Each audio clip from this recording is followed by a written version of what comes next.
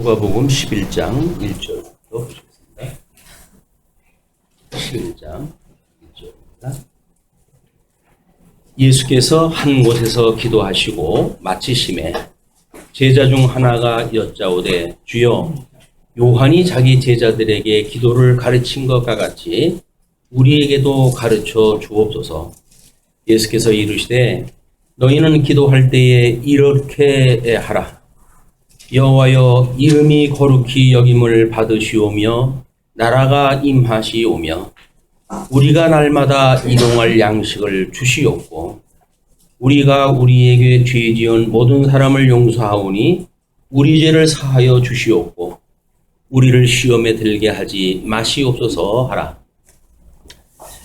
우리 아주 중요하게 생각하는 주기도에 대한 이야기가 누가복음에서 또 나오게 되어집니다. 그러나 마태복음에서 이야기한 내용과 지금 누가복음에서 하는 이야기는 차이가 있어요. 우정, 사람들은 그 내용이 그 내용이지 뭐 다르냐 이렇게 이야기도 하는데 그렇지는 않습니다. 왜냐하면 누가는 지금 하나님의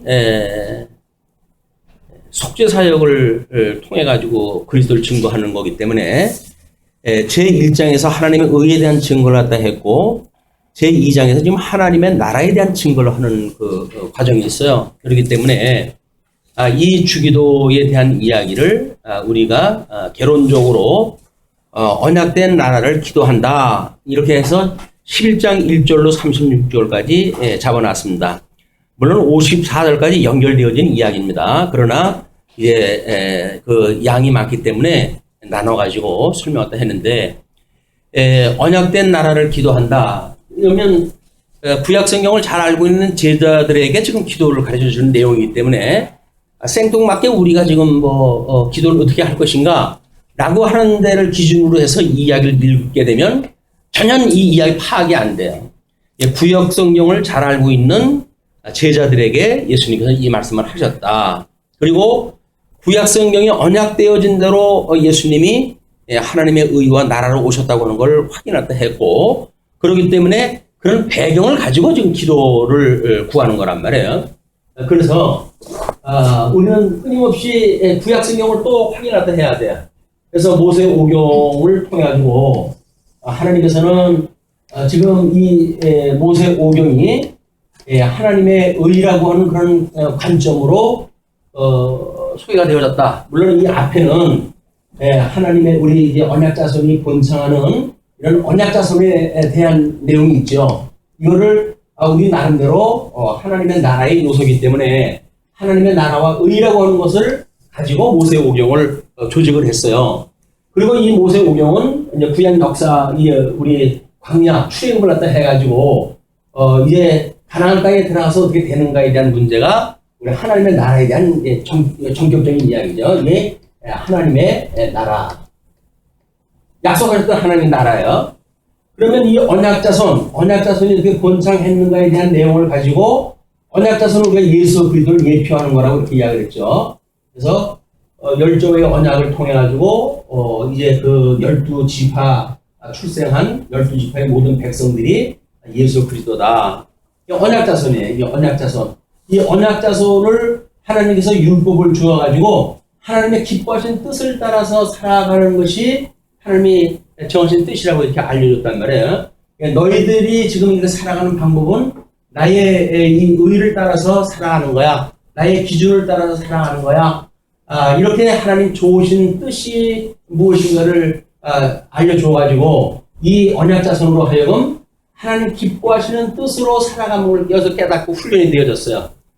물론 이제 광야 민수기 출애굽을 해가지고 이 민수기 내용을 보게 되면 세대 교체라고 하는 과정 중에 끊임없이 이 시험을 당하는 문제가 나와요.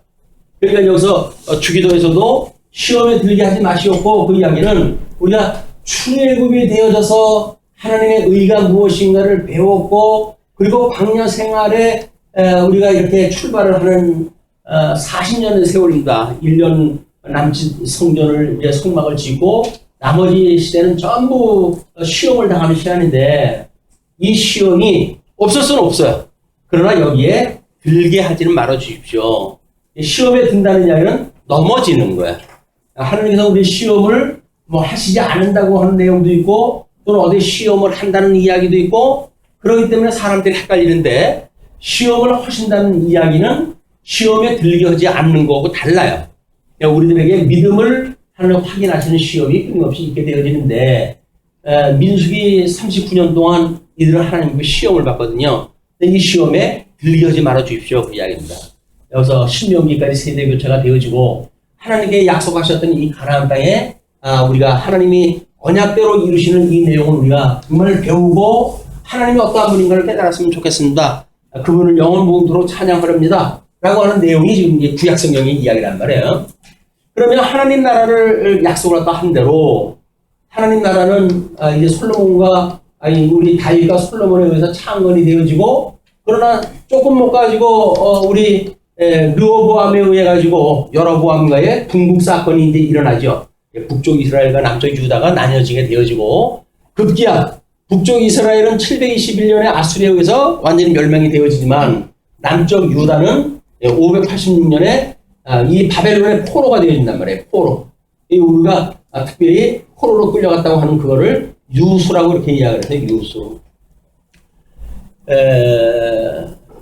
하나님의 백성이고 그럼에도 불구하고 하나님께서는 이제 모든 국권을 상실하고 국호까지 없어지고 온 민족이 흩어져서 유수의 상태로 하나님 나라를 상실하게 되어지는 이런 지경이 이르게 되어지는데 하나님께서 열조의 언약을 기억을 하시고 이들이 이거를 회복을 갖다 해주십니다.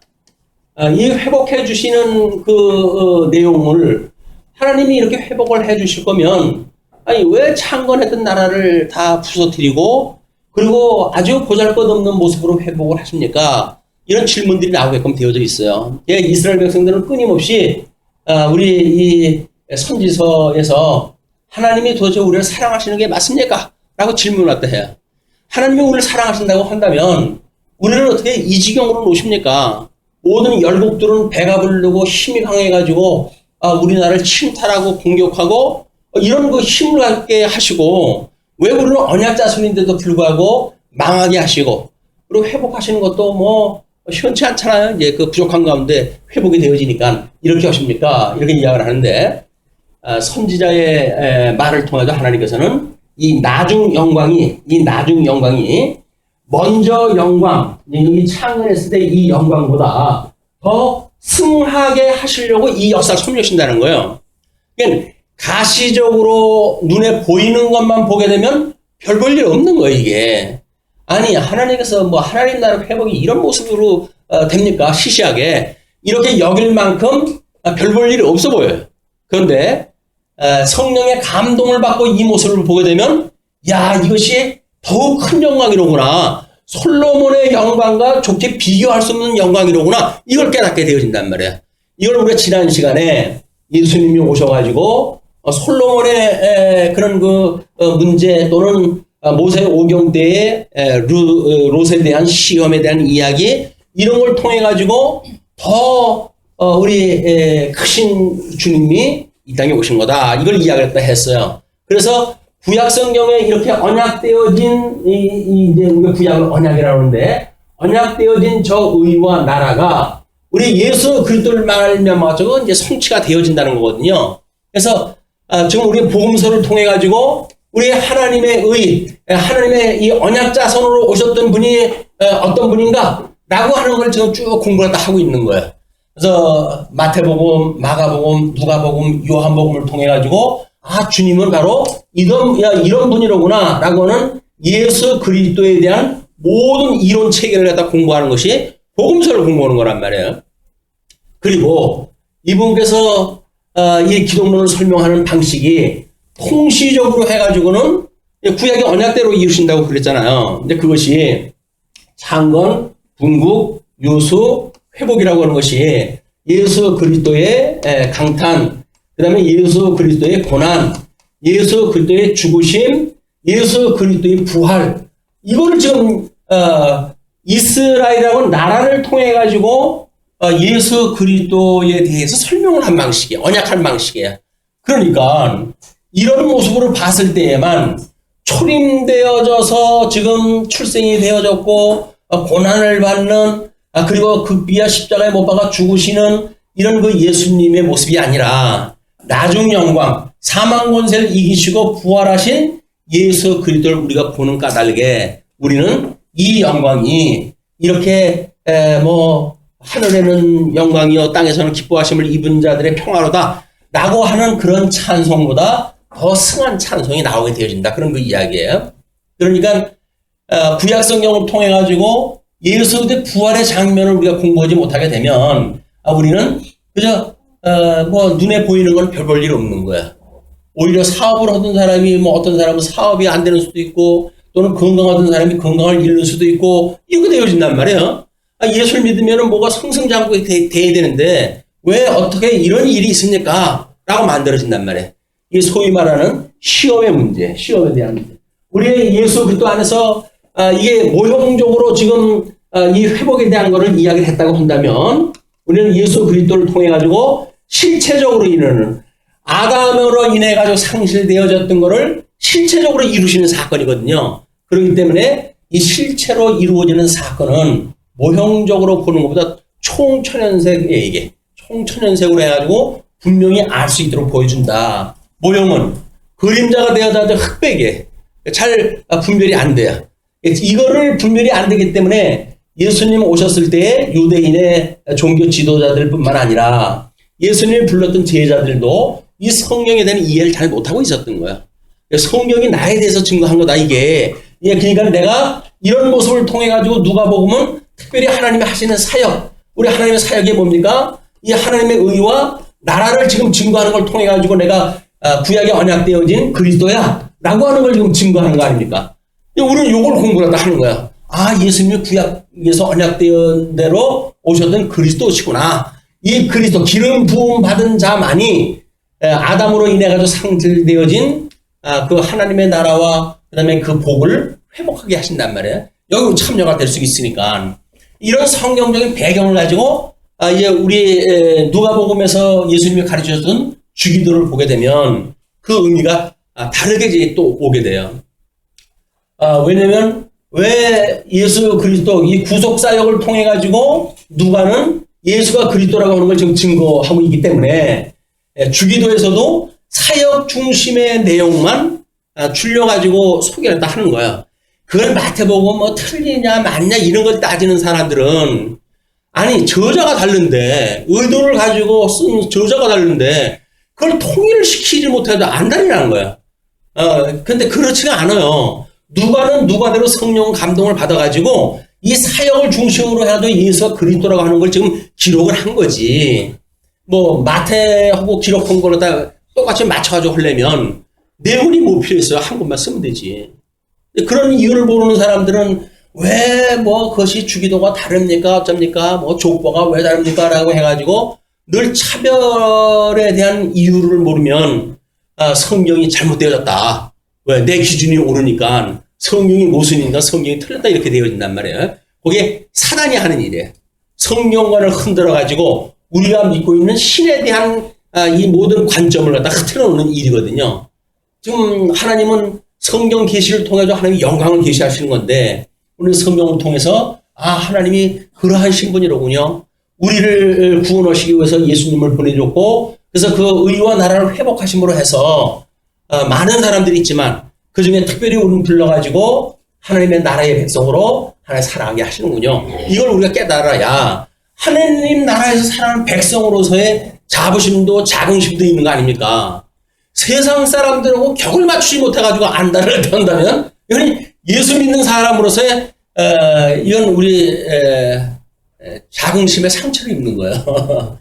세상 사람들은 그냥 그렇게 살라고 그러고 어둠에서 자기네들이 좋아하는 방법대로 살아가라고 그러고 우리는 하나님의 기뻐하시는 뜻을 따라 살아가는 것이 우리 하나님 나라의 백성의 삶의 의무예요. 또 거기에 의미가 있는 거야. 그것이 하나님 나라에서 영적 예배를 드려야 될 우리들의 방향성이다. 그래서 주기도를 가르쳤을 때 주님께서는 이렇게 이야기를 합니다. 이제 제자들은 요한이 자기 제자들에게 기도를 가르친 것 같이 우리에게도 가르쳐 주옵소서 이렇게 이야기를 해요. 제자들의 요구는 상대적으로 예수님이 뭐 요한의 제자들 온 거 보니까 뭐 이사야서 예언을 갖다가 빌어가지고 너희들이 이야기 갖다 해라 뭐 이렇게 전해가지고 보내주시는데 아니 헤롯은 이 세례 요한은 예수님은 지금 이 전성기를 맡고 있는데 그분은 뭐 목이 잘나가지고 죽으셨잖아요. 그러니까는 이 세례 요한보다 그래도 우리가 나은 거로구나 이런 상대적 우월감을 가지고 제자들은 살아가는지 몰라요. 근데 상대적인 우월감을 가지고 살아가면서도 요한의 제자들을 보니까 기도문이 있거든요. 그때의 모든 공동체가 나름대로의 기도문이 있었어요. 그냥 그런 문화에 따라가지고 우리도 그럼 그 기도문 좀 가르쳐 주십시오. 그 이야기. 기도 좀 가르쳐 주십시오. 그 기도를 가르쳐 달라고 하는 그거는 그냥 일반 종교적인 문화를 따라가지고 제자들이 요청했다 한 거예요. 그러나 우리 주님께서는 그것이 실질적으로 필요한 것이 무엇인지를 아시기 때문에 그 대답에 대해서 이렇게 이야기를 합니다. 예수께서 이르시되 너희는 기도할 때에 이렇게 하라. 이렇게 하라. 무엇을 하라라고 하는 어떤 내용에 대한 거를 가르치는 데 지나서 이렇게 하라고 하는 방법을 이야기를 해요. 이것이 주님이 우리에게 주기도를 가르쳐 주신 이야기예요. 근데 그 주기도를 우리한테 그냥 이 기도를 가르쳐 주세요. 제자들이 이야기했던 걸 따라서 그래? 그러면 이것을 기도해라 라고 해가지고 기도 내용만 알려줬다고 한다면 그러면 지금도 우리는 이것에 대한 것만 관심을 가질 거예요. 어떻게 하라고 하는 건 관심이 없어요. 어떻게 하라고 하는 거는 이미 예수님이 이제 언약대로 오셔서 부활 승천하시고 성령을 보내주셔서 하나님 나라를 이루실 것이라고 하는 이 대전제를 가지고 방향성을 제시를 하는 거죠. 주님께서 어떻게 해가실 거에 대한 방향을 이야기를 하시면서 이렇게 기도해라 그 이야기예요. 이게 믿어지는 사람들이 지금 기도를 하는 겁니다. 하나님 나라를 사모하는 사람들이 기도하는 거예요. 이게 안 믿어지는 사람이 기도할 까닭이 있나요? 지금이 좋은데 그냥 살면 되지 기도가 뭐 필요 있어요. 우리는 이것이 다가 아니라 하나님의 신령한 세계의 그 나라 그것이 우리 사모하고 10장에서 주님이 설명해 주신 걸 보게 되면 그렇게 좋은 나라가 없던데 그 나라를 우리가 소망으로 할 수 있게끔 지금 기도를 갖다 가르쳐 주세요 라고 그랬더니 예수님께서는 이렇게 기도하라 라고 해서 방법을 좀 이야기를 했다. 예. 이렇게 기도하라 라고 하시면서 아버지의 이름이 거룩히 여김을 받으시오며 자 물론 우리가 이제 이 누가복음은 사역이라고 이야기를 했으니까 마태복음은 아버지의 뜻이 하늘에서 이루어진 것처럼 이 땅에서 이루어 주세요 라고 기도를 했단 말이에요. 근데 누가복음은 성육신 하셨던 예수님의 사역에 대한 이야기이기 때문에 그런 걸 설명할 필요가 없는 거야. 예수님이 뭐 마태복음에서 그렇게 했던 거를 누가도 다 그렇게 알고 있다 할지라도 누가복음을 기록할 적에는 하늘의 뜻이 이 땅에서 이루어진다고 하는 그거를 굳이 집어넣고 싶지가 않았겠죠. 그러니까 그냥 사역에 대한 걸 직접적으로 들어가는 거예요. 지금 이 누가가 기록했던 아버지의 이름이 거룩하게 하시옵고 라고 하는 그 이야기는 뭡니까? 이 어둠과 빛이 혼재되어 있는 이 가운데에 아버지의 이 하나님의 뜻이 드러날 수 있어서 하나님은 거룩한 분이로구나 라고 하는 걸 드러날 수 있도록 해주세요. 그 이야기예요. 하나님의 의가 이루어지이다 그러는 그 이야기예요. 복이 회복되어지니까 하나님이 좋아하시는 뜻은 뭐고 싫어하는 뜻은 뭐고 분별하며 살아갈 수 있게 되어지는 거니까 이걸 이제 기도를 또 하는 거죠. 근데 또 하나는 하나님의 이 나라가 오게 하시옵고 그 이야기예요. 이 의와 나라 양대 언약의 두 중심이 이 사역이라고 하는 이걸 통해 가지고 우리는 의와 나라라고 하는 관점을 가지고 좀 소개가 되어지고 있으니까 이 누가가 사역을 중심으로 해서 의와 나라를 구하고 있다. 우리는 물론 마태복음에서 이야기하는 아버지의 뜻이 이건 다 이루어졌다고 그러잖아요. 하늘에 다 이루어진 거예요. 근데 그런 거 같이 땅에서 이루어달라고 그러니까 하늘에서 이루어진 것은 생략을 하고 이 땅에 오셨던 그리스도께서 해가시는 이 의와 나라가 실체적으로 우리한테 깨닫게 해주세요. 그런 그 이야기. 그 사역이 분명히 드러나게 해주십시오. 그 이야기입니다. 그렇게 이야기하고 그래서 그렇게 나라가 임하시오며 우리에게 날마다 일용할 양식을 주시옵고 일용할 양식을 달래요. 자 그러면 이 하나님 나라를 이렇게 방향을 바라보고 기도하던 이런 그 모습은 구약 성경을 거슬러 올라갔을 때 여기서도 분명히 이 하나님의 의와 하나님의 이 나라라고 하는 두 개의 관점이 기도의 중심의 축이었잖아요. 이제 구약 성경에서 이루어졌을 때. 근데 광야에 이 사람들이 갔을 때 여기서 먹었던 것이 만나를 먹고 살았어요. 이 사람들이 만나를 먹고 살아갔다는 이야기는 이 만나는 완전 식품입니다.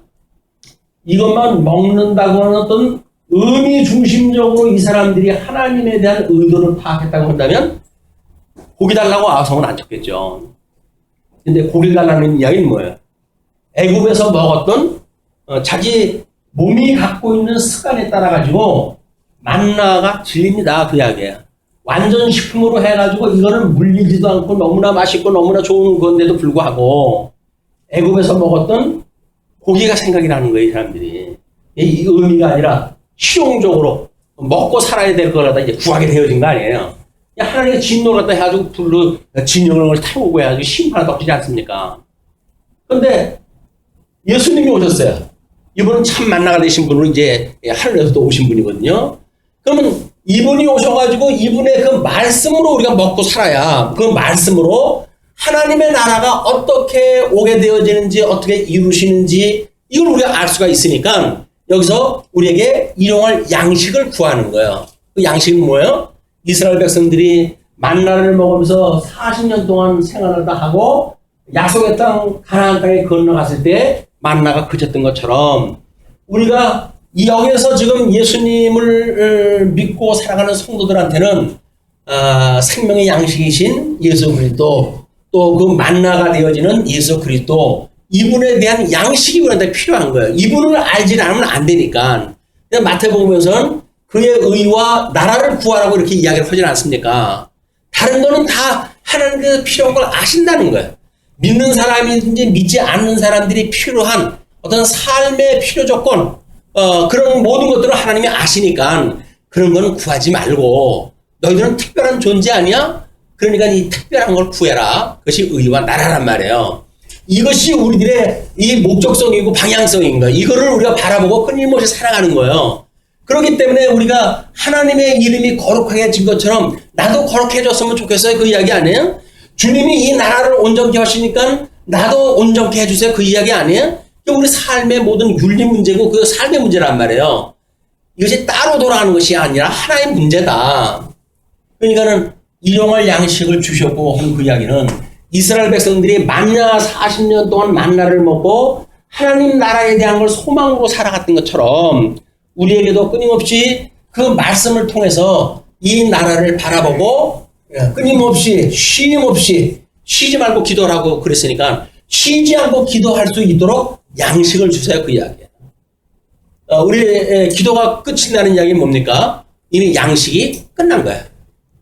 그래서 우리 교회 신학에서는 이 교회에 은혜의 방편이 있어요. 은혜의 방편. 하나님께서 이렇게 이루어 가신다고 그러는데 이 은혜를 주시는 방편은 무엇인가? 또는 성도가 은혜를 받는 방편은 뭐인가? 교회가 그 복음을 전파하는 그런 그 방편은 뭔가? 그 세 가지를 다 주는데 세 가지가 말씀이에요. 말씀. 그 다음에 성례. 그리고 기도. 아버지의 뜻을 끊임없이 구한다는 그 이야기는 소망이 없는 사람들은 기도하지 않습니다. 뭘 바라요? 지금 족한데 그냥 이 땅에서 먹고 사는 게 좋은데.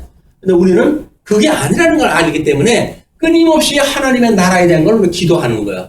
이 기도하는 것이 은혜의 방편이기 때문에 은혜가 식었다라고 한다면 그 사람은 말씀이 없거나 예수 그리스도와 한 몸이 되어졌다라고 하는 확인하는 작업이 떨어졌거나 아니면 기도가 중단되어졌거나 했을 때 우리는 은혜를 놓치게 되어져요.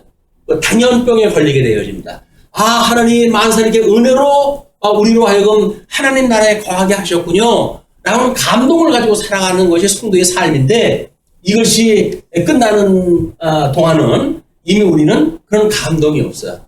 그리고 내가 택한 백성인데 어디 가겠어? 하나님의 자녀인데 어디 가겠어? 라고 하는 당연병에 걸려요. 당연병. 이 당연병이라는 건 무섭습니다. 이게. 우리 관습병이라고 뭐 습관에 의한 그런 그 모든 질병의 그 습관들에 굳어져가지고 만들어지는 우리의 모든 몸의 왜곡 현상들. 부모님 배 안에서 태어날 적엔 다 정상적으로 태어났잖아요. 그런데 살아가면서 이 마귀의 권세에게 미혹을 받아가지고 자꾸 그 고집이 휘는 거예요. 어디 한쪽으로 치우쳐요.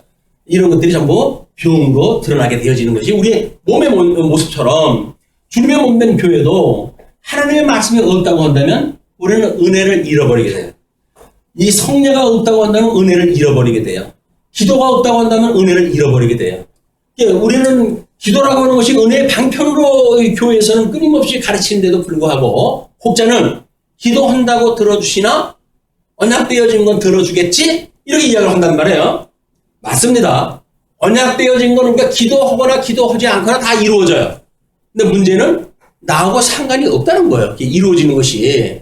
내가 지금 뭔가 소망을 가지고 있다가 그 기도를 했고 그 기도가 들어주셔서 이루어졌다고 한다면 우리는 하나님의 임재를 깨닫게 되실 거 아니겠습니까? 하나님 나의 이 기도를 들어주셨네? 라고 해가지고 이 은혜의 감동을 가지고 신앙생활 할 수 있겠으나 잘 알아요. 성경을 다 잘 알아요. 하나님이 다 만사를 세상을 짓기 전부터 다 창조 전서부터 작정을 했고 예정을 했고 그 작정과 예정하신 뜻을 따라서 언약을 하셨고 언약대로 만사를 이루시는 분이야. 성도가 기도한다고 들어주시는 게 아니야. 맞아요. 근데 성도가 기도한다고 들어주시지 않는 건 아니에요. 기도했을 때 하나님의 뜻을 구하게 되면 들어주시는 것이 하나님이 하신 일이니까 이걸 경험하지 못하게 되면 주님이 나와 함께 한다고 하는 걸 깨달을 수가 없잖아요. 나의 일거수일투족 우리 주님한테 소망을 기도했을 때 자그만 작은 음성에도 귀를 기울이시고 어쩌고 저쩌고 그러잖아요. 노래는 그렇게 하면서 기도를 안 한다는 이야기는 뭐야?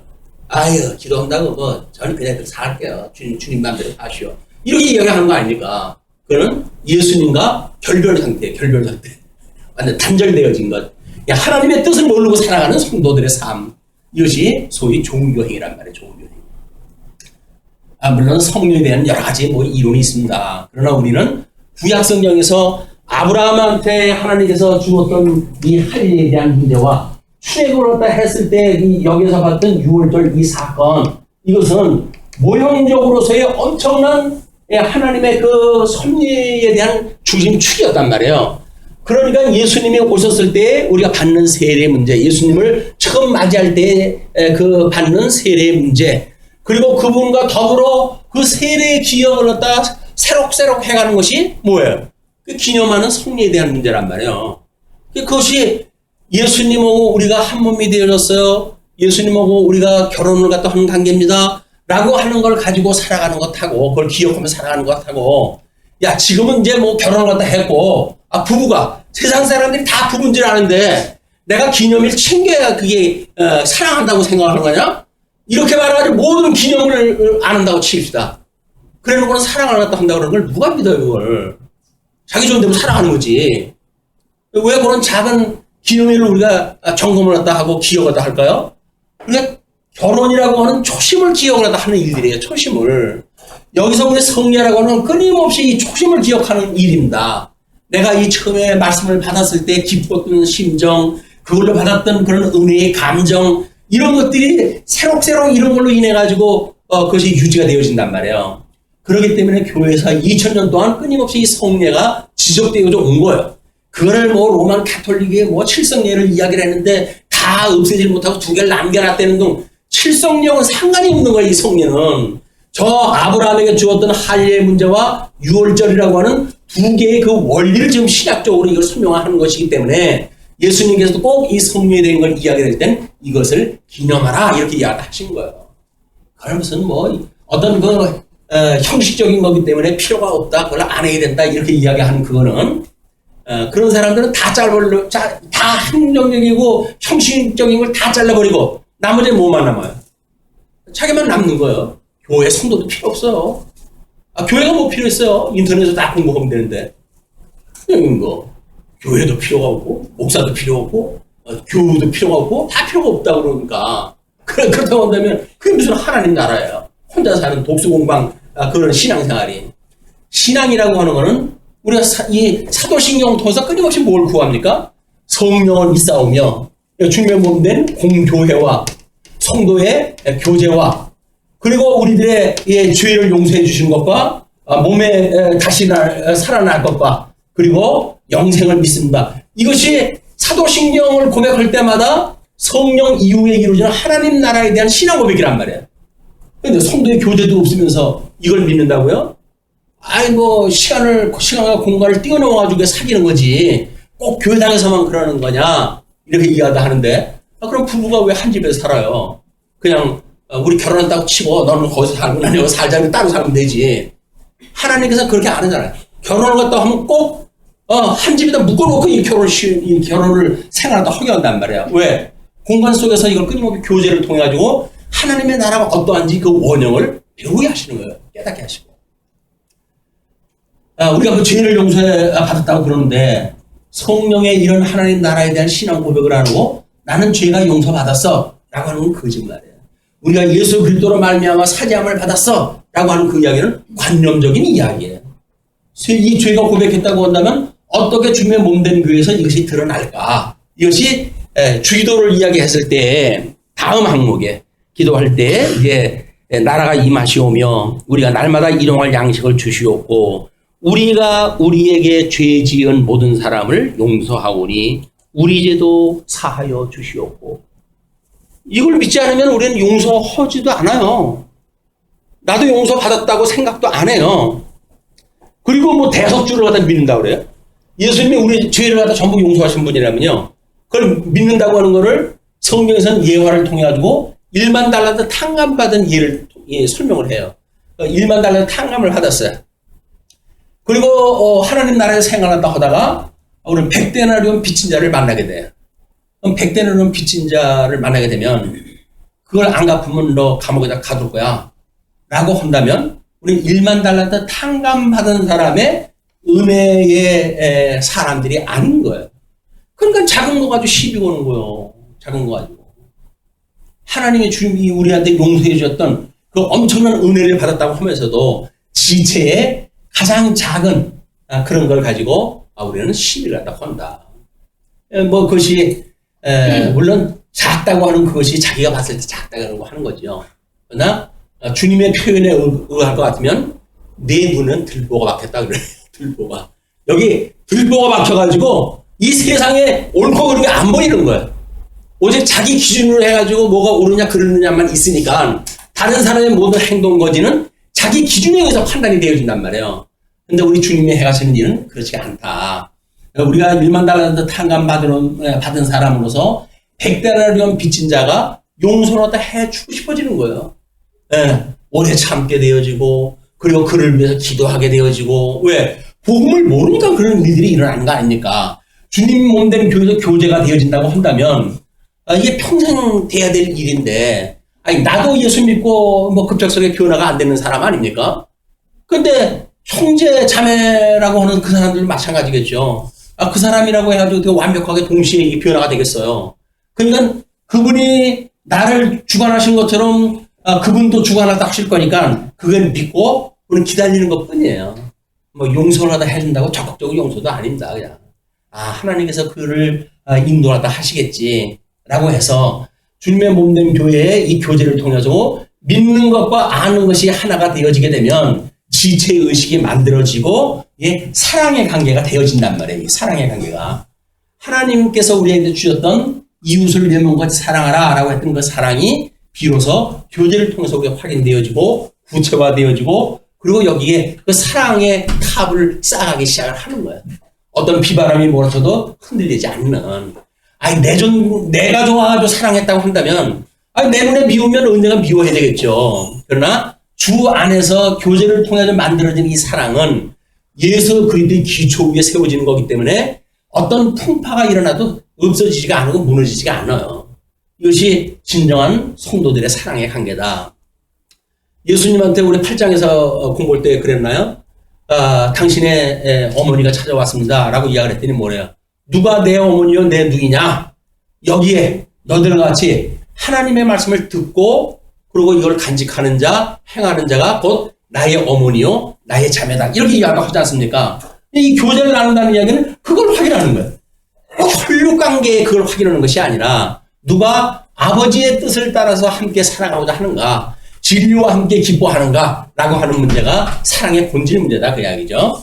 자, 그렇게 해서 날마다 우리한테 그 죄진 자를 용서해 주시고 우리를 시험에 들게 하지 말아 주세요. 왜? 성도는 비록 이렇게 살아가고 있지만 우리는 중생인으로 살아가는 거 아니에요? 이 중생인은 어쩔 수 없이 성령의 소욕과 육신의 소욕이 공존을 하고 있다면 공존. 그래서 이 성령의 소욕 또는 육신의 소욕 이런 것, 육신의 소욕, 이 소욕의 문제가 갈등 문제를 가지고 두 마음을 품고 사는 거예요.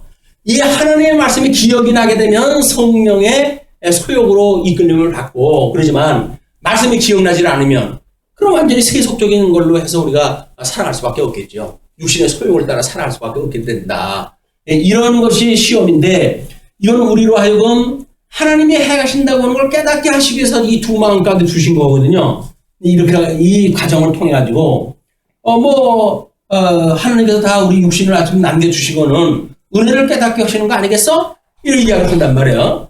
이스라엘 백성도 마찬가지로 모세 오경에서 약속하기를 가나안 땅에 들어가게 되면 싹 쓸어버려 라고 약속이 되어졌는데, 하나님께서 의도적으로 하나님 나라에 이들이 가나안 땅 들어갔을 때 사람들 다 죽이지 않아요. 왜 남겨두느냐 라고 하는 걸 설명하다 했을 때, 그 남겨둔 자로 하여금 가시가 되게 해서 너희들을 시험하게 하나님께 이걸 남겨둔 거야. 이렇게 설명이 되어져요. 그냥 가시가 되어진다는 이야기는 뭐예요? 우리 갖다 찔리는 거예요. 졸고 있을 때 이걸 찔러요. 그래가지고 이것이 내가 지금 남겨둔 이 육신의 어떤 그 편안함을 추구하기 위해서 우리가 잠자고 있는 거 아닙니까? 그때 우리를 말씀으로 찔러가지고 깨어나서 성령의 소욕에 인도함을 받도록 해가시는 일이다. 여기 머물라고 한 것이 아니에요. 이것은 잠깐 깨닫고 이쪽으로 가라는 이야기지, 아이고 육신의 소욕 주셨는데 뭐 여기서 죽을 때까지 이거 살아도 좋지 라고 하는 것이 아니란 말이에요. 근데 우리는 자꾸 핑계를 대요. 우리 주님이 다 용서했다 했고 난 죄 문제가 없는데 이제 다 해결되는데, 여기서 육신의 소욕대로 산들 뭐가 문제가 되겠어? 이렇게 이야기하다 하는데 그게 아니에요. 우리 주님이 거룩하고 주님께서 우리한테 제시했던 방향이 있다고 한다면 우리는 끊임없이 그 방향을 따라 살아가는 거지, 여기서 머무는 게 좋다고 해가지고 여기다 초와 셋을 짓고 여기 살겠습니다라고 하는 그거는 잘못되어진 생각이란다. 끊임없이 우리는 이건 깨닫는 도구로 인정이 되어져서 수단적으로 해가지고는 나름대로 가치가 있을 수가 있어요. 수단적으로 가치가 될 수 있으나 우리가 목적적 가치는 이 위에 있는 거다. 하나님이 어떠한 분이고 그분을 우리가 안다고 한다면 우리가 살아가야 되는 일이 뭔가, 인생의 근본적인 목적이 무엇인가 라고 하는 걸 깨닫는 일이 여기에 있기 때문에 이거는 수단적으로 나는 죄인이로구나, 나는 무력하구나, 나로서는 어쩔 수가 없는 거로구나 라면서 너를 부인하고 나를 따르라고 했던 주님을 기억하는 방법이지, 여기가 있어도 된다는 얘기가 아니에요. 육체의 기회로 삼지 말라고 그래요. 성경에서는 너희들은 하나님께서 주셨던 그 진리가 너를 자유롭게 하는데 그 자유로 하여금 육체의 기회로 삼지 마라, 그렇게 이야기하거든요. 근데 우리는 자꾸 육체의 기회를 만들어 핑계거리를 만들고 성경 구절을 끌어다가 여기 있는 거 뭐 아무런 문제가 없다고 하는 자기 포장을 만들고 그럼 숨는 거예요. 근데 그거는 하나님 앞에서 드러나지 않은 게 없어요. 다 드러나는데 자기 혼자 무슨 뭐 머리 쳐박으면 안 보이는 겁니까? 세상이. 자기 온몸이 다 보이는데 머리만 덤버리다 했어. 꽁도 아니고. 그렇게 하니까 이 사람들이 착각에 빠지는 거예요. 그렇지 않다. 우리 하나님께서는 성령의 인도함을 받아가지고 하나님 기뻐하시는 뜻을 따라서 영적 예배를 드리도록 우리 인도하시는 것이 주기도의 그 방향성이란 말이에요. 어떻게 기도하라 이런 그 이야기입니다. 이렇게 기도하라. 그러니 그렇게 하여 주십시오 라고 기도할 때 했어요. 근데 보아하니 예수님이 봤을 때 이런 배경을 가지고 지금 주님은 말씀하셨잖아요. 근데 얘네들이 아무래도 못 알아들을 것 같아요. 그래가지고 예화를 들어요. 그래서 또 이르시되 이렇게 설명이 돼요. 또 이르시되 너희 중에 누가 벗이 있는데 밤중에 그에게 가서 말하기를 벗이여 떡 세 덩이를 내게 구워달라. 내 벗이 여행 중에 내게 왔으나 내가 먹일 것이 없노라 하면, 이때 유대적인 문화가 나그네를 대접한다는 이야기 아닙니까? 그 나그네는 뭐예요? 이스라엘 백성들이 나라를 잃고 나그네와 같은 삶을 살았다고 하는 걸 기억하는 일이거든요. 그러니까 유대인들에게 나그네라고 하는 그 이야기는 극진하게 대접을 갖다 해야 되는 것이 생활화되어져 있는 거예요. 그 뜻, 예수 그리스도 하나님의 기뻐하시는 뜻, 이 뜻이 나름대로 공동선을 갖다 이루고 있는 거예요. 만약에 친구한테 구워달라고 갔던 그 사람이 친구의 말 맞다나 시간이 늦어가지고 지금 잠자리에 들어있어요. 근데 이 유대인들은 한 방에 이불을 다 그냥 덮고 자고 있으니까 자기가 부시럭거리고 일어나고 떡 준비하고 그러면 모든 나머지 식구들이 다 이제 깨어지는 거 아닙니까? 깰 거 아닙니까? 근데 그것 때문에 이제 거절을 갖다 하는 이 사건이 있게 되어지는데, 그러나 분명한 거는 나그네를 대접해야 된다고 하는 그 이야기는 그 사람들 알고 있어요. 선하신 뜻이 뭔지를 알고 있으니까 없는 그 친구가 있다 싶은 친구한테 가가지고 지금 손을 내민 거예요. 그것이 지금 여기 장면입니다. 떡 3덩이를 내게 구워달라. 내 벗이 여행 중에 내게 왔으나 내가 먹일 것이 없노라. 자기한테 없는데 그걸 꼬가지고까지 그걸 주려고 그럴까요? 이건 선하신 뜻이기 때문에 그 뜻을 하겠다는 거예요. 그러니까 그가 안에서 대답하여 이르되 나를 괴롭게 하지 말라. 문이 이미 닫혔고 아이들이 나와 함께 침실에 누웠으니 일어나 내게 줄 수가 없노라 하겠느냐? 했다는 거예요? 아니면 안 했다는 거예요? 할 수가 없다는 거죠. 왜? 이 하나님의 뜻을 갖다 알고 있는 친구인데, 피차 친구지가 아니에요. 친구지가 아니라 친구가 와가지고 이 아버지의 뜻, 너도 이건 알고 있지? 너도 이런 걸 즐겨하는 거지? 나와 생각이 같지? 근데 내가 마침 접대할 것이 없어. 그러니까 나한테 좀 주지 않겠니? 라고 간청을 했단 말이에요. 그러니 그 간청을 인하여서 그렇게 줄 수 있겠느냐? 없노라 하겠느냐? 내가 너에게 말하노니 비록 벗됨으로 인하여서는 일어나서 주지 아니할지라도 벗이 와가지고 지 먹겠다고 그러면 야, 한 끼 좀 안 먹는다고 안 주어. 내일 아침에 라고 이야기할 수 있겠으나 간청함, 그 간청함은 뭐야?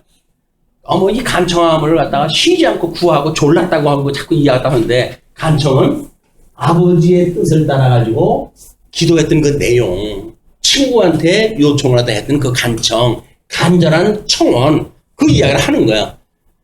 나그네를 대접하고 싶었던 그 뜨거운 마음이 간절한 마음을 불러일으켰고, 늦은 시간에 친구한테 가서 어려운 요구를 할 수밖에 없는 그런 상황이 벌어진 거 아닙니까?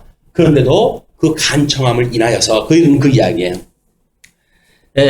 일어나 그 요구대로 주리라. 이것이 구약 성경의 배경의 그런 그 내용들의 전부 도처에 그런 정신들이 있는 겁니다. 나그네를 대접하는 문제는 절기를 지키는 문제, 이 절기를 지킬 때마다 어떻게 과부와 나그네와 그 다음에 어린아이들에 대한 거를 대접을 하는 거에 대한 문제, 이건 전부 문제들 아니에요? 우리 마가복음에서 이야기했다면 예수 그리스도의 낮아지신 신분, 이게 우리가 이제 그 비하의 신분이라고 그랬잖아요. 이 비하의 신분을 가지고 계신 그리스도를 우리 안다고 한다면, 이 간절한 소총을 안다고 한다면, 우리는 여기서 그를 맞이했고 친구가 되어졌어요.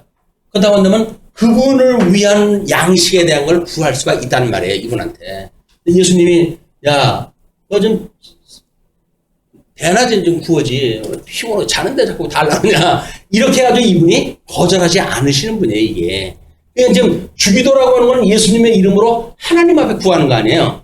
그 하나님 앞에 구할 때 그렇게 요구대로 주리라, 그런 그 이야기예요. 내가 또 너에게 이르노니 구하라. 그러면 너에게 주실 것이요?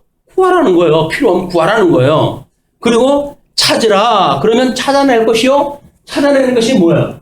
여기서 그의 나라와 의를 구하라고 그랬어요. 그의 의와 나라를 구하라고 한다면 끊임없이 우리는 예수 그리스도 이분으로 말미암아 하나님의 의와 나라, 이걸 왜 구할 거 아니겠어요?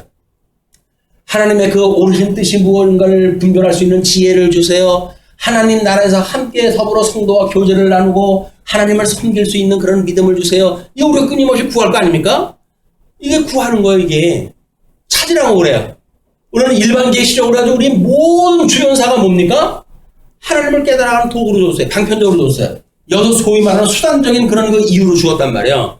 여기에 감춰져 있는 사회적인 영역, 경제적인 영역, 정치적인 영역, 여기서 일어나는 모든 요소가 뭐예요? 하나님을 배워가는 수단이에요. 하나님의 나라에 대한 그 요소를 가지고 공부하는 내용들이에요. 여기서 예수가 그리스도가 뭔지를 갖다가 하나님의 기뻐하신 뜻이 무엇인가를 끊임없이 찾는 거예요. 이게 찾아야 돼. 이걸 찾지 않고는 기도할 게 뭐 있어요? 그러면 기도가 본능적인 것밖에 구할 게 없어요. 배고프니까 먹을 거 주세요. 이거밖에 구할 게 없어요. 돈이 없으니까 돈 주세요. 이런 걸 구하게 되어진단 말이야. 그런 이 모든 영역 속에서 이것이 참 예수 그리스도, 언약자손인 예수 그리스도, 가장 부유하신 예수 그리스도, 대주제가 되신 예수 그리스도, 이분이 모든 이 어둠의 세계고 빛의 세계고 다 주관하신 분인데, 이분에 대한 기뻐하신 뜻을 찾고 구하는 것이 성경을 우리가 이룬 거예요. 성경 목사가 될 거냐, 성경을 이렇게 이룬 거냐, 그것이 그러는데, 목사 되는 사람이 성경 연구하는 거 아닙니다. 그냥 성도가 성경 연구하는 거예요. 우리 그래서 사도행전에서는 더 신자석이어서 사실이 그러한가 하여 성경을 상고하냐라 그러잖아요.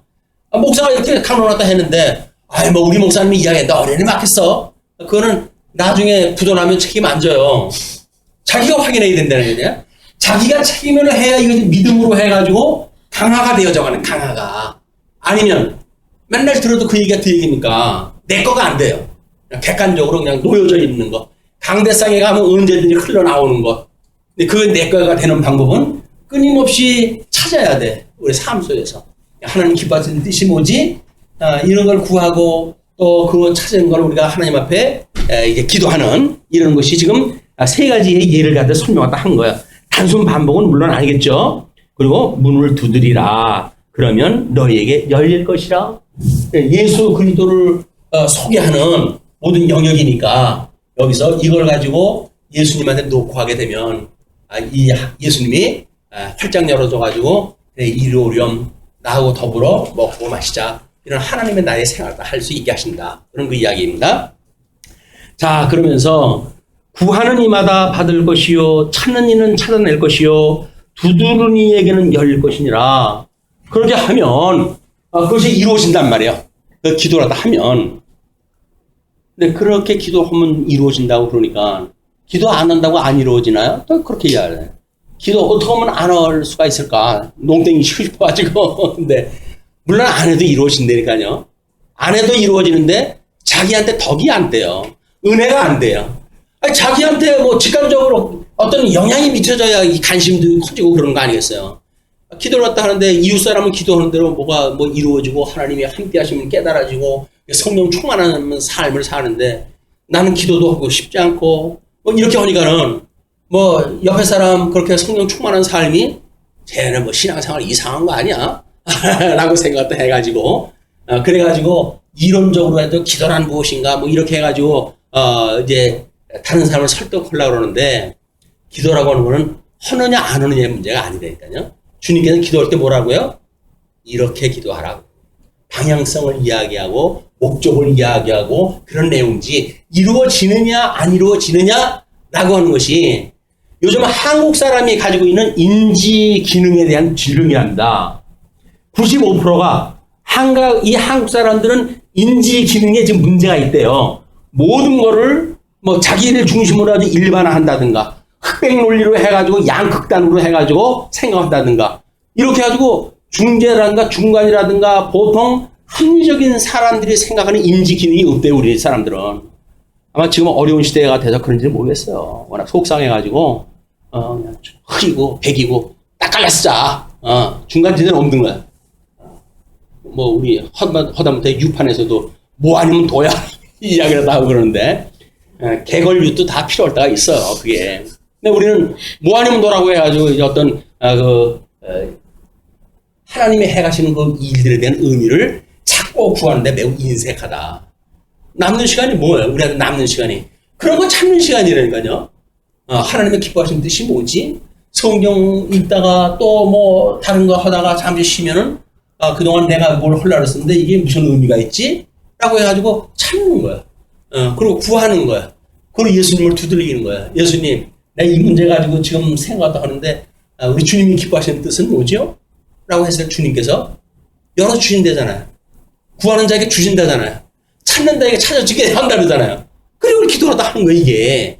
이루어지느냐 안 이루어지느냐라고 하는 그런 흑백 논리적인 거라든가 지역적인 어떤 기도의 현상 문제라든지 이런 건 우리한테 중요하지는 않다. 우리 이루어지지 아니하여도 하나님의 뜻이면 언제든지 되어질 걸로 믿고 우리는 인내심을 가지고 구하는 거예요. 그냥 끊임없이 그의 의와 나라를 구하는 거예요. 언제나 우리 교회가 하나님의 나라처럼 아름다운 교회가 될까요? 끊임없이 기도하는 거예요. 그리고 거기서 말씀을 듣고 하면 또 조금씩 잘하고 해가지고 사람이 변화가 되어지고 구성원들의 생각이 달라지고 이렇게 해서 질서가 잡혀가는 거라니까요. 목사의 통솔력이 되어지는 것도 아니고 뭐 장로 집사들의 어떤 그런 헌신으로 이루어지는 것도 아니고, 물론 헌신이 뭐 필요 없다는 이야기는 아니에요. 그것이 우리를 키워가는 것이 아니라 다만 우리는 그렇게 충성함으로 해가지고 기뻐하는 사람들이다. 자, 그렇게 보시면서 이제 너희 중에 아버지 된 자로서 누가 아들이 생선을 달라 하는데 생선 대신에 뱀을 주며 알을 달라 하는데 정갈을 주겠느냐. 뭐 비교가 안 되는 것 같죠? 알하고 정갈은. 생선하고 뱀은 뭔가 좀 유사성이 있는 것 같은데 알하고 정갈은 유사성이 없는 것 같아가지고 성경학자들이 고민을 갖다 했던가 봐요. 그래서 정갈이 몸을 말고 있을 때 알처럼 보인다. 이렇게 해서 이 문제를 다 하는데 좌우지간 뭔가를 좋은 걸 달라고 하는데 나쁜 걸 주지 않는다는 이야기예요. 거기서 모양이 어떠냐 뭐 그것이 그런 거에 빠져버리게 되면 또 목적은 없어지고 수단 가지고 이제 갑론을박하다가 또 시간 다 보내고 마는 거야. 주님은 지금 그 이야기를 하시는 겁니다. 그러면서 너희가 악할지라도 좋은 것을 자식에게 줄지를 알거든. 악할지라도 악하다는 게 뭐냐? 또 그거 가지고 또 신학자들한테 또 뭐 말일이 많아. 아담 이후에 모든 사람들이 죄 가운데 있어가지고 모든 사람들에 대한 이야기다. 예수님이 오셨을 때 유대 지도자들에 대한 이야기다. 뭐 이렇게 이야기를 하는데 악한 자들이에요. 악한 자들하고 하더라도 우리 가끔 깡패 영화 나오고 그러잖아요. 자기 아들들에서는 끔찍합니다. 그 사람들. 왜? 사랑하는 자기 새끼인데 뭐 다른 사람에 대해서는 주먹으로 뭐 휘두르고 하더라도 자기 자식에 대해서는 끔찍히 여기는 것이 악한 세계에서도 그냥 있는 거야. 그러니까 악한 자라 할지라도 자식에게 좋은 걸 줄 줄 알거든. 하물며 너희 하늘 아버지께서 구하는 자에게 무엇을 주시지 않겠느냐 하시느냐? 성령이에요. 여지껏 우리가 이야기했던 것이 뭐야? 우리 주님이 보내시겠다고 하는 성령. 이 성령이 오시면 너희들이 권능을 받고 이 권능을 따라가지고 예루살렘과 온 유대와 사마리아 땅끝까지 이르러서 복음의 증인이 될 것이야 라고 하니까 찾고 두드리고 뭐 구하고 하는 모든 것들이 복음의 증인 역할을 하면 이게 다 필요한 거니까.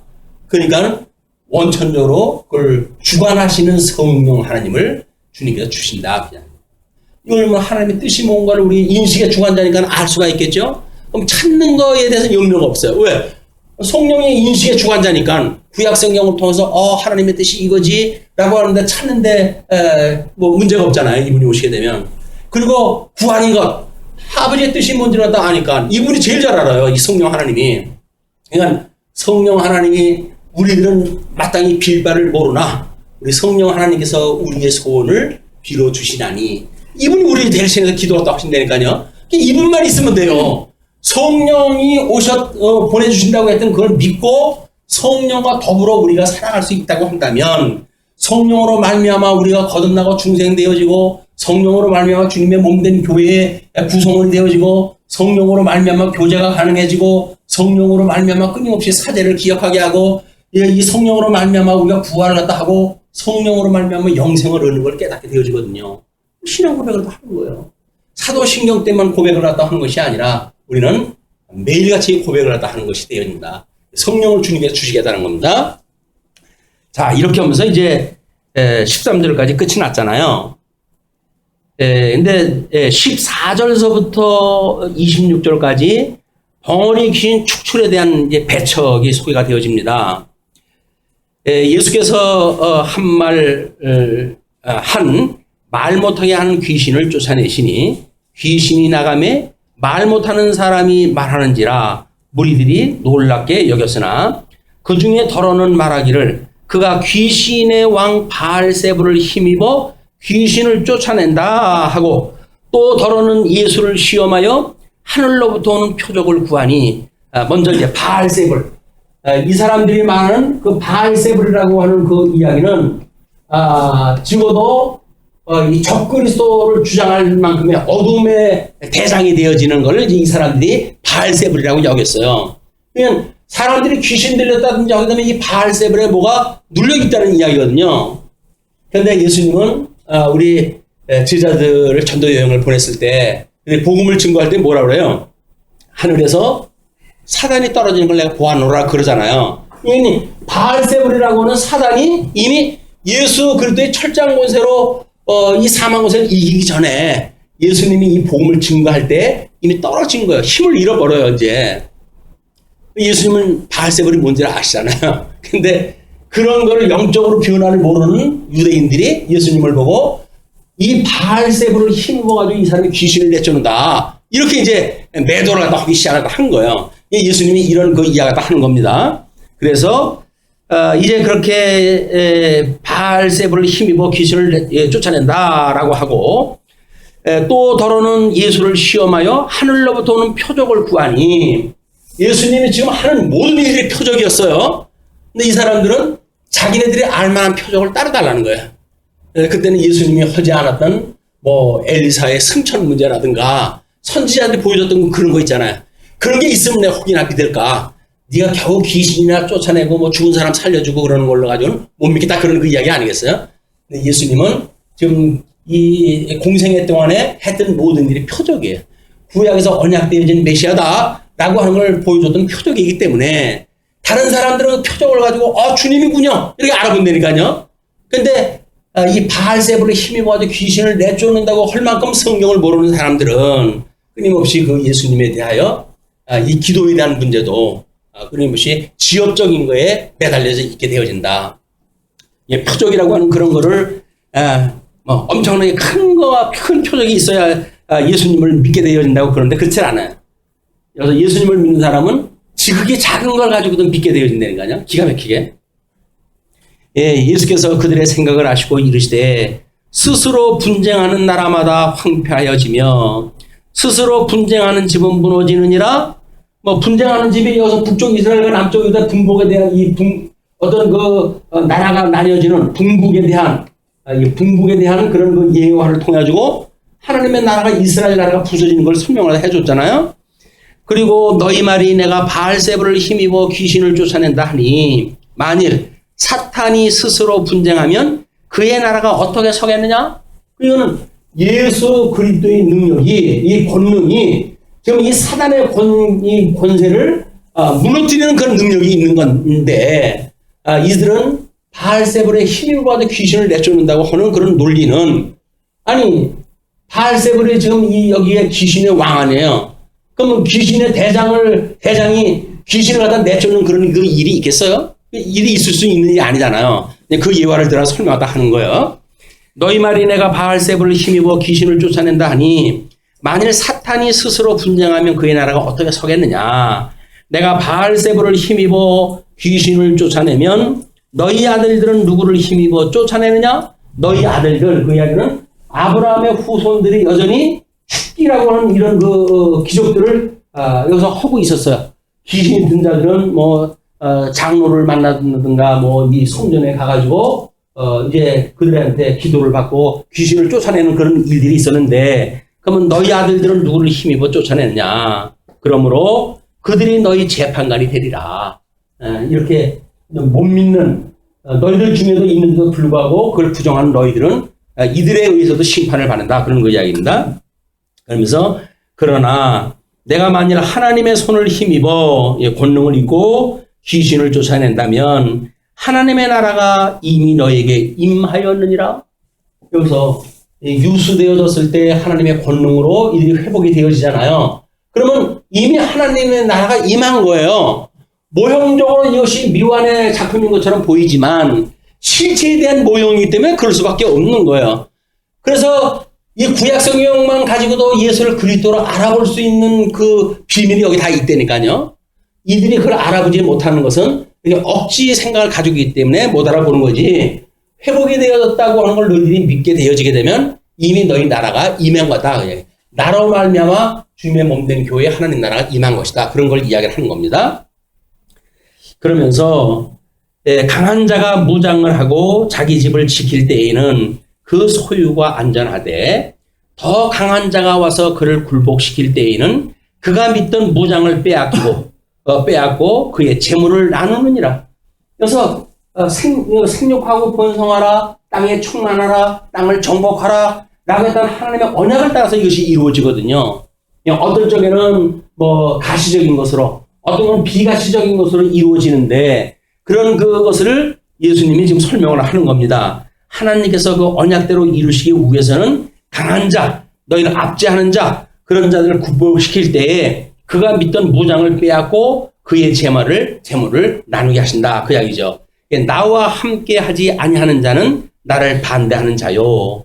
나와 함께 모으지 아니하는 자는 해치는 자니라. 그래서 진리와 함께 기뻐해야 되는데 이런 성경에 이렇게 모형적으로 보여줬음에도 불구하고 예수 그리스도 모이는 걸 갖다 자꾸 방해를 갖다 하고 못 모이게 만들고 흩어지게 만들고 이런 일들이 이제 사도행전에 끊임없이 만들어지는데 너희들은 나의 편이 아니다. 이렇게 이야기를 하는 거죠. 하나님 나라가 임했음에도 불구하고 너희는 그 나라를 누리지 못하는 자다. 그런 그 이야기예요. 더러운 귀신이 사람에게서 나갔을 때에 물 없는 곳으로 다니며 쉬기를 구하되 얻지 못하고 이에 이르되 내가 나온 내 집으로 돌아가리라 하고 가서 보니 그 집이 청소되고 수리되었거늘. 그 이야기는 여기서 유수되어졌을 때 하나님께서 이제 그 귀신들을 내어 쫓으니까 성원 정신으로 회복에 이들이 참여하게 되어지잖아요. 그런 그 이야기예요. 마찬가지로 아담 이의 모든 사람들이 죄 가운데 종으로 있었으나 우리 둘째 아담이신 예수님으로 인해 가지고 죄로부터 구속을 받게 되어졌을 때 그런 그 이야기예요. 그래서 이제 7배나 청소를 갖다 해가지고 수리를 갖다 했거늘 이에 가서 저보다 더 악한 귀신 7을 데리고 들어가서 거하니 그 사람의 나중 형편이 전보다 더 심하게 되느니라. 모형적인 걸로 봐가지고 이거 뭐 귀신 하나가 와가지고 이야기를 한 거야. 이거를 깨닫게 되면 모르지만 만약에 이거를 제대로 깨닫지 못하게 되면 예수님이 오셨을 적에는 더 큰 마귀를 불러가지고 이들이 오는 거예요.